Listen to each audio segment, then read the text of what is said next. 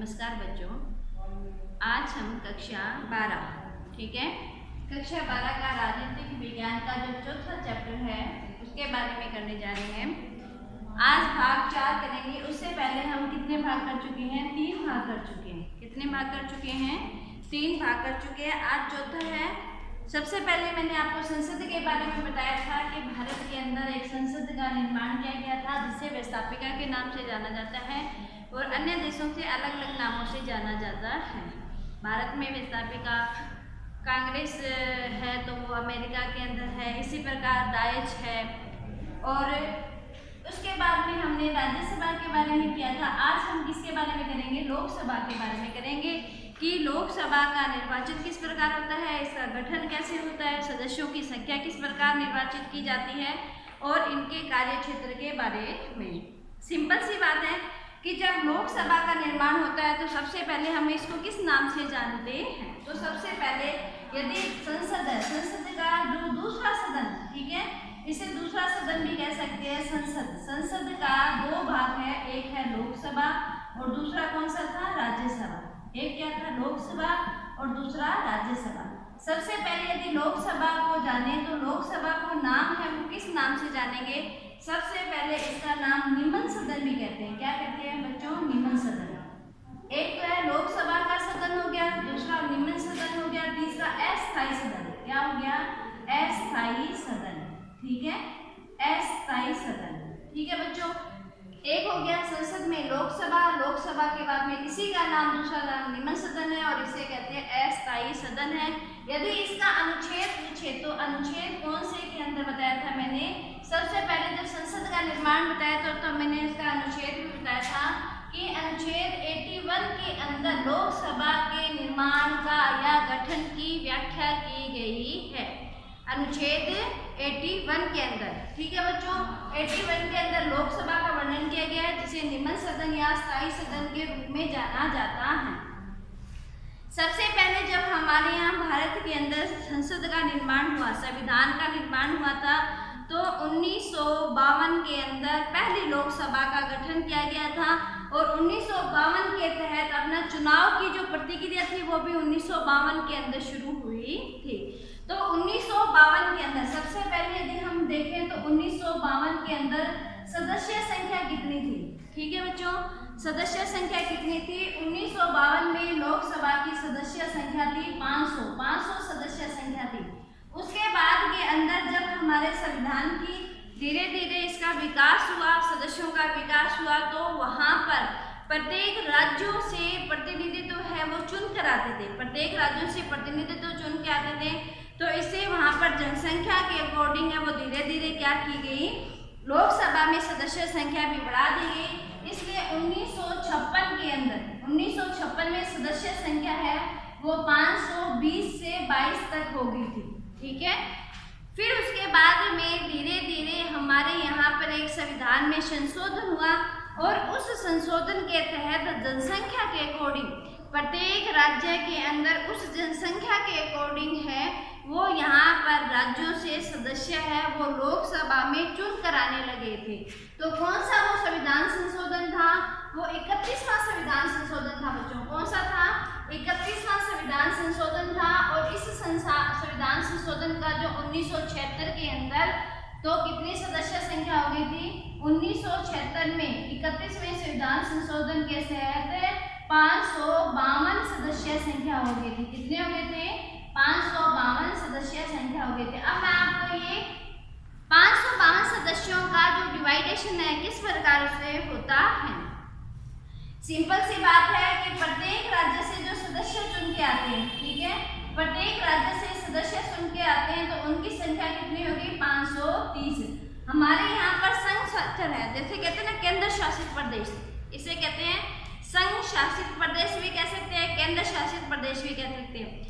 पहले भारत के अंदर टोटल 7 केंद्र शासित प्रदेश थे, लेकिन वर्तमान के अंदर जम्मू कश्मीर को, ठीक है, राज्य के दर्जा से हटाकर उसे केंद्र शासित प्रदेश बना दिए गए और जम्मू और लद्दाख 2 केंद्र शासित प्रदेश बने हैं। तो उसके समेत हमारे यहाँ पर टोटल 9 केंद्र शासित प्रदेश है और उनकी सदस्य संख्या कितनी आ गई? 20।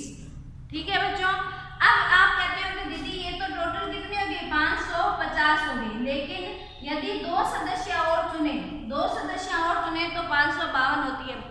अब ये जो 2 सदस्य हैं वो राष्ट्रपति लोकसभा में मनोनीत करता है। कौन करता है? राष्ट्रपति। ठीक है, कौन से सदस्यों को मनोनीत करते हैं? जो आंग्ल भारतीय होते हैं, जिसमें से जिनकी माँ या पिता, जो माँ या बाप मतलब कहते हैं माता या पिता में से एक है वो अपने यहाँ भारतीय न होकर विदेशी होता है और एक भारतीय होता है। तो ऐसे 2 सदस्यों को हम क्या कहते हैं? आंग्ल भारतीय के नाम से जानते हैं। और ये जो सदस्य है उसका जो चयन है राष्ट्रपति करते हैं। तो टोटल संख्या कितनी होगी? 552। ठीक है बच्चों, और ये जो आंग्ल भारतीय संविधान संशोधन अनुच्छेद कौन से के तहत किया गया है? 331 के तहत 2 आंग्ल भारतीय सदस्य है वो राष्ट्रपति मनोनीत करता है। कौन करता है बच्चों? राष्ट्रपति मनोनीत करता है। और राष्ट्रपति कहाँ पर करता है? भेजकर लोकसभा के अंदर चयन करते हैं। 12 सदस्य कहाँ पर करते हैं? यदि 12 सदस्य माने तो 12 सदस्य करते हैं राज्यसभा में। ठीक है, और 2 सदस्य माने तो ये कितने करते हैं? लोकसभा के अंदर राष्ट्रपति मनोनीत करते हैं।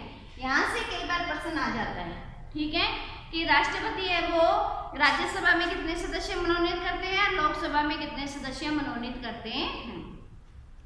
अब हमारे इसके साथ साथ जब हम संविधान के गठन की बात करते हैं तो ये मान के चलो कि 81 के अंदर संसद में लोकसभा का निर्माण किया गया था। सबसे पहले 1952 के अंदर 500 सदस्य संख्या थी। 1956 के अंदर 520 सदस्य संख्या हुई। 1976 के अंदर 31वां संविधान संशोधन लागू हुआ जिसके अंदर 552 सदस्य संख्या थी। 552 में से 530 है वो प्रत्येक राज्य से चुनकर आते थे सदस्य, 530 सदस्य हो गए। 20 है वो संघ शासित प्रदेश से संबंधित हो गए और 2 सदस्य है वो राष्ट्रपति मनोनीत करते हैं। तो इस प्रकार हमारे लोकसभा का गठन हुआ था अनुच्छेद 81 के तहत। अब यदि आपने थोड़ा सा आगे चलते हैं तो इसके अंदर ये बोला गया है कि लोकसभा का जो निर्वाचन है वो किसके तहत होता है। ठीक है, लोकसभा का जो निर्वाचन, ये जो सदस्य चुनकर आते हैं लोकसभा में, तो ये कहाँ से चुनकर आते हैं? देखो बच्चों, अनुच्छेद 326 के तहत। कौन सा है? अनुच्छेद 326 के तहत, अनुच्छेद 326 के तहत प्रत्येक राज्य के अंदर, ठीक है, प्रत्येक राज्य के अंदर जो 18 वर्ष की उम्र कंप्लीट कर चुका हो, ठीक है, जिसे कहते हैं वयस्क मताधिकार। क्या कहते हैं बच्चों? वयस्क मताधिकार। इसके तहत हमारे यहाँ पर मत डाले जाते हैं, मतलब वोटिंग की जाती है और वोटिंग के हिसाब से जो भी प्रतिनिधित्व का चयन होता है वो सारे सदस्य अपने में से ही सदस्यों का सिलेक्ट कर और लोकसभा के सदस्यों में निर्वाचित किया जाता है। अब अपने यदि यहाँ ये माने कि सबसे ज़्यादा है वो उत्तर प्रदेश से लोकसभा में सदस्य मनोनीत करके आते हैं, वहीं पर यदि अपने राजस्थान में कुल सदस्य कितने हैं? टोटल सदस्य अपने राजस्थान के अंदर 200 सदस्य हैं। कहाँ पर है? राजस्थान में। राजस्थान में टोटल सदस्य 200 है जिसमें से 25 सदस्य है वो लोकसभा में आते हैं। कितने सदस्य आते हैं बच्चों? 25 सदस्य और 10 सदस्य है वो राज्यसभा में आते हैं। ठीक है, तो इसी प्रकार प्रत्येक राज्य से अलग अलग सदस्यों का चयन कर और लोकसभा में पहुंचते हैं। अब मैंने इनकी सदस्य संख्या भी बता दी है कि लोकसभा में ज़्यादा से ज़्यादा 552 सदस्य है इसका चयन होता है, लेकिन वर्तमान देखें तो वर्तमान में 545 सदस्य हैं। ठीक है, वर्तमान में कितने हैं? 545 सदस्यों पर वोटिंग हो रही है और यही इतने ही सदस्यों का चयन भी हो रहा है। अधिकतम सदस्य संख्या कितनी ले सकते हैं? 552। ठीक है, लेकिन वर्तमान में अभी सदस्य संख्या कितनी है?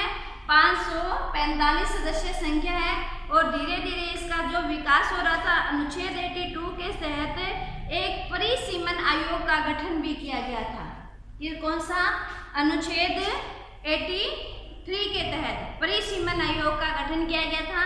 इसके तहत, ठीक है, इसके तहत क्या है कि प्रत्येक राज्य के अंदर 2026 तक हम इन सदस्य संख्या को नहीं बढ़ाएंगे। मतलब एज इट इज जितनी हमारी सदस्य संख्या है उतनी ही रखेंगे, इसके अलावा हमारी सदस्य संख्या नहीं बढ़ेगी। ठीक है बच्चों, अब इसके साथ में तीसरा जो अपना टॉपिक आता है वो होता है लोकसभा का कार्यकाल। देखो बच्चों, जिस प्रकार मैंने बताया था कि राज्यसभा का कार्यकाल कितने वर्ष का होता है, 6 वर्ष का होता है, उसी प्रकार लोकसभा का जो कार्यकाल है, ठीक है, लोकसभा का कार्यकाल कितने वर्ष का होता है, 5 वर्ष का होता है। कितने वर्ष का होता है, 5 वर्ष।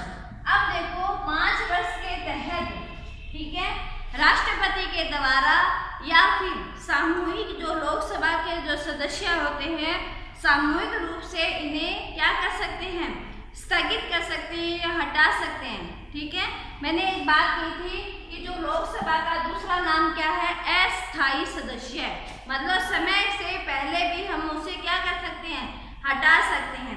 अब है लोकसभा का जो अनुच्छेद 226 के तहत है, वो 18 वर्ष की आयु के तहत इनका चयन किया गया था। लेकिन यदि कोई अपना कार्य सुचारू रूप से नहीं कर रहा है तो लोकसभा का सदस्य है वो अध्यक्ष के रूप में उन्हें क्या कर सकते हैं, हटा भी सकते हैं और नए सदस्यों का चयन भी कर सकते हैं। अब देखो कि यदि इन सदस्यों का चयन होता है तो चुनाव के क्षेत्र में 5 प्रत्याशी होते हैं, जो सर्वाधिक है वो चाहे आप 25% ही वोट लो, ठीक है, लेकिन उसे हर जगह से मतलब चुन कर आना जरूरी होता है। यदि एक सदस्य होता है कि वो सिर्फ एक ही जगह से 75% है, एक ही, अब मैंने जगह कितनी बता दी, 3-4 साइड बताई है, लेकिन एक सदस्य तो एक जगह पर 75% से वोटिंग जीता है, बाकी नहीं है, ठीक है। लेकिन जो दूसरा व्यक्ति है वो यहाँ और यहाँ टोटल जैसे 25-25% पर भी वो क्या कर रहा है, जीत रहा है, तो विजय किसकी मानी जाएगी, ये जो सेकंड भाग है जिसने 25% लिया है वो जीता जाएगा। मतलब यहाँ पर वोटिंग की वैल्यू न देखकर मतलब फर्स्ट व्यक्ति जो कौन आता है चुनाव के अंदर उसका चयन किया जाता है। अब उसी के साथ में जो आगे वाला अपना टॉपिक है कि लोकसभा का अध्यक्ष और उपाध्यक्ष का चयन। देखो बच्चों, कार्यकाल हो गया, कितने वर्ष का हो गया, 5 वर्ष का हो गया। अस्थायी रूप से राष्ट्रपति के द्वारा इन्हें हटा सकते हैं और इसका कार्यकाल है वो समय के अकॉर्डिंग नहीं रहता है, अस्थायी रहता है, ठीक है। अब अपने आते हैं अध्यक्ष और उपाध्यक्ष के अंदर। देखो बच्चों कि लोकसभा में 2 का सदस्यों का चयन होता है, एक होता है अध्यक्ष और एक होता है उपाध्यक्ष, ठीक है। और ये जो अनुच्छेद है उपाध्यक्ष है, यदि अनुच्छेद माने तो अनुच्छेद है वो 93 के तहत है वो इनका चयन होता है। अब देखो अपने यहाँ पर जो 545 सदस्य है, वर्तमान में कितने हैं, 545। इन 545 में से ही एक अध्यक्ष का चयन किया जाता है। इन 545 सदस्यों में से एक क्या है, अध्यक्ष का चयन किया जाता है। और दूसरा एक व्यक्ति दूसरा है उसे उपाध्यक्ष के रूप में माना जाता है, जैसे कि स्पीकर है, ठीक है, हमारा स्पीकर है वो क्या है, अध्यक्ष के रूप में कार्य करता है। अब आगे देखो बच्चों कि अपने यहाँ पर जब अध्यक्ष है वो अपना त्याग पत्र किसे देता है, अध्यक्ष अपना त्याग पत्र किसे देता है, उपाध्यक्ष को अपना त्याग पत्र देता है। और यदि उपाध्यक्ष को अपने पद से हटना हो तो वो अपना त्याग पत्र किसे देते हैं, अध्यक्ष को देते हैं।